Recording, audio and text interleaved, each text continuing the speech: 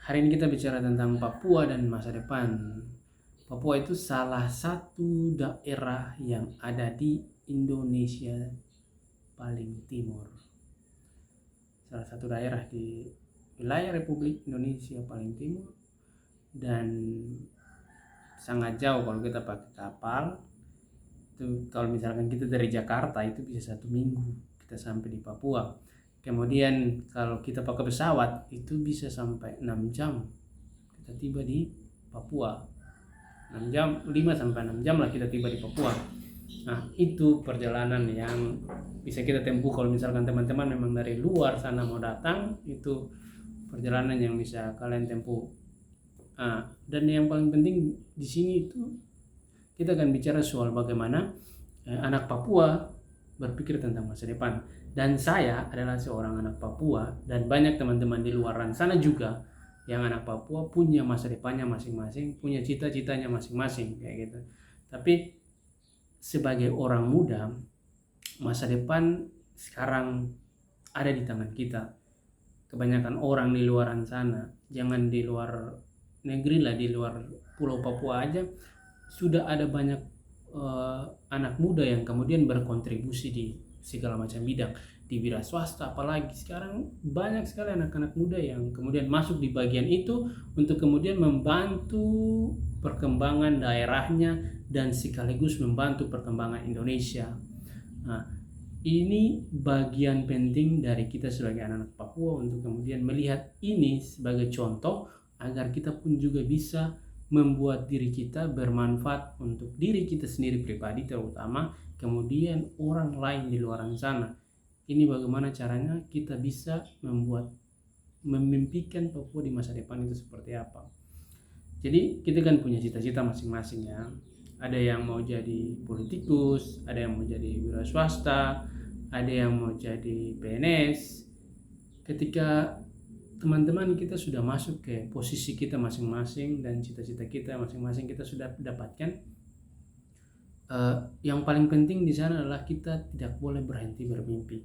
Kita tidak boleh berhenti kemudian tidak mau melihat Papua ke depan itu seperti apa kayak gitu. Karena kita punya anak-anak kan nantinya, dan ketika kita punya anak-anak, mereka yang akan menikmati apa yang kita buat sekarang kayak gitu. Jadi ketika kita tidak membuat Papua itu lebih baik, bagaimana caranya kita berharap anak-anak kita akan jadi lebih baik?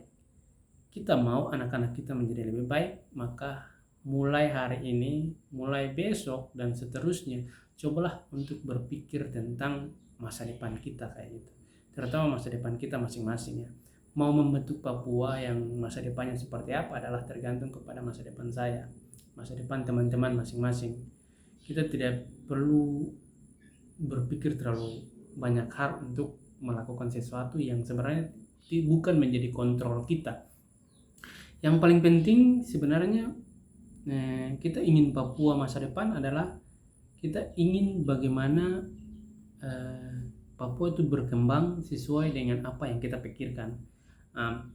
Jadi kontribusi kita sebenarnya adalah yang kita pikirkan itu kemudian kita pelan-pelan wujudkan. Contohnya ya, yang kita pikirkan. Misalkan saya punya cita-cita. Saya punya cita-cita. Oke, saya tahu cita-cita saya seperti ini dan saya tidak bisa diam dengan berharap untuk hal itu bisa terwujud. Tidak bisa. Yang saya lakukan adalah bagaimana caranya saya bisa mencapainya ke sana. Dengan kalimat bagaimana caranya, di sana kemudian buat saya untuk cari tahu kira-kira mau sampai sana harus saya lewati mana. Jadi ketika saya sudah tahu prosesnya, saya sudah tahu jalannya, oh ini harus tangga ini yang harus saya lewati, tangga pertama ini yang harus saya lewati, kemudian naik ke tangga kedua, kemudian sampai ke tangga ketiga dan seterusnya, tangga-tangga seterusnya. Ini yang perlu kita lihat. Kita berharap Papua itu maju di masa depan, tetapi kita tidak mau ambil proses, kita tidak mau mencintai proses yang mau kita jalani, kita tidak mau bahagia dalam menjalani proses yang kita inginkan. Kita harapan kita itu apa? Itu semacam sesuatu yang kita berpikir 100 tetapi faktanya nol kayak gitu. Kita merasa itu 100% ada, tapi faktanya nol ketika uh, kita tidak mengikuti alur yang tepat, kemudian mencapai apa yang kita inginkan. Jadi sebenarnya bicara tentang Papua adalah bicara tentang anak-anak muda Papua. Jadi bicara tentang masa depan Papua, bicara tentang setiap anak muda Papua punya masa depan, setiap masa depan dari setiap individu anak-anak muda. Jadi masa depan Papua itu tergantung you punya cita-cita apa, saya punya cita-cita apa, dan kita semua punya cita-cita apa. Jadi buatlah, wujudkan cita-citamu, dan kau akan tahu Papua itu seperti apa nantinya, kayak gitu. Kau mau menikmati Papua yang luar biasa ketika kau mampu mewujudkan apa yang menjadi cita-citamu. Jangan pernah bosan untuk terlibat di dalam proses untuk mencapai cita-cita. Jangan pernah merasa ragu dengan apa yang mau kita jalani. Kemudian kalau memang ada keraguan, coba stop sedikit, jangan lanjut berjalan karena itu akan menambah keraguan. Stop, kemudian cari solusi, cari pandangan atau pendapat dari orang-orang yang sudah dewasa, yang sudah pernah melalui jalannya, yang sudah mewujudkan cita-citanya, agar kemudian membantu kita lebih kuat untuk melangkah dan melangkah. Tapi jangan pernah berhenti, karena masa depan Papua ada di anak-anak muda Papua, tidak ada di tempat lain, tidak ada di orang lain. Anak-anak muda Papua itu banyak, dia tidak harus orang asli Papua.